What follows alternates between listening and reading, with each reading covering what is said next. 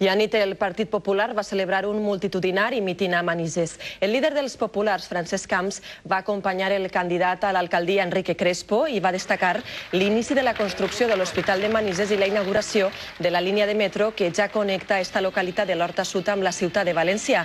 Davant més d'un miler de persones, Francesc Camps va criticar que la líder del Compromís pel País Valencià, Glòria Marcos, encapçalara una manifestació el passat cap de setmana amb banderes independentistes amb què es reivindicaven els països catalans.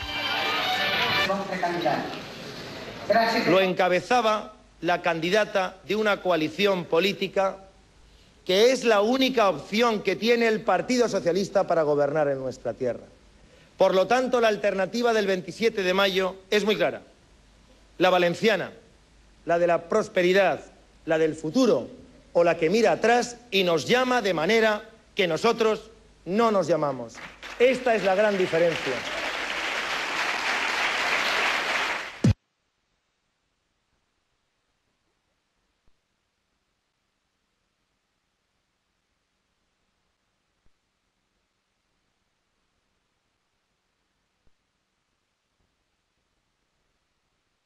Efectivamente, el Guido.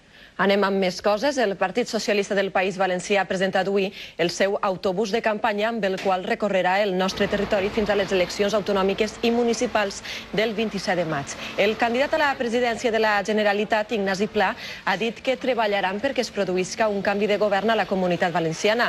El secretari general del PSPV també ha acusat els populars d'enganyar els ciutadans utilitzant les institucions de manera partidista.